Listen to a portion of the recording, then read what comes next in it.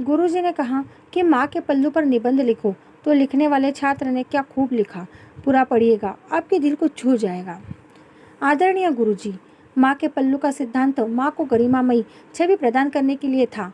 इसके साथ ही यह गर्म बर्तन को चूल्हा से हटाने समय गर्म बर्तन को पकड़ने के काम भी आता था। खाना खाने के बाद पल्लू से मुंह साफ करने का अपना ही आनंद होता था। कभी आँख में दर्द होने पर माँ अपने पल्लू को गोल बनाकर फूंक मारकर गर्म करके आँख में लगा देती थी। दर्द उसी समय गायब हो जाता था। माँ की गोद में सोने वाले बच्चों के लिए उनकी गोद गद्दा और उसका पल्लू चादर का काम करता था। पल्लू का उपयोग पेड़ों से गिरने वाले मीठे जामुन और सुगंधित फूलों को लाने के लिए किया जाता था। पल्लू एप्रन का काम भी करता था।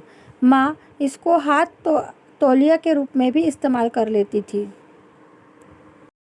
जब मौसम ठंडा होता था, माँ उसको अपने चारों ओर लपेटकर ठंड से बचाने की कोशिश करती और जब बारिश होती तो माँ अपने पल्लू में ढाक लेती।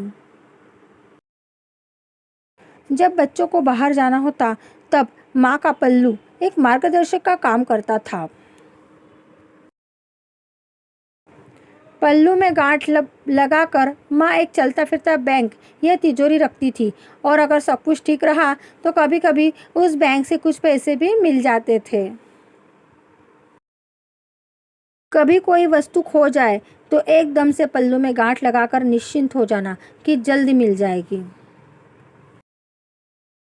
पल्लू घर में रखे सामान से धूल हटाने में भी बहुत सहायक होता। पल्लू में धान, दान, प्रसाद भी संकलित किया जाता था। जब भी कोई अनजान घर पर आता तो बच्चा उसको माँ के पल्लू की ओर ओट लेकर देखता था। जब भी बच्चे को किसी बात पर शर्म आती, वह पल्लू से अपना मुंह ढककर छुप जाता था। जब तक बच्चे के हाथ में पल्लू थाम रखा होता था तो सारी कायनात उसकी मुट्ठी में होती थी।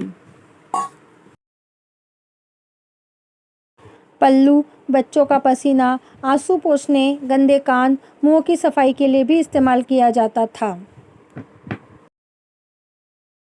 बात ही निराली थी। पल्लू पर तो बहुत कुछ लिखा जा सकता है। माँ इसको अपना हाथ पोंछने के लिए तौलिए के रूप में भी इस्तेमाल कर लेती थी।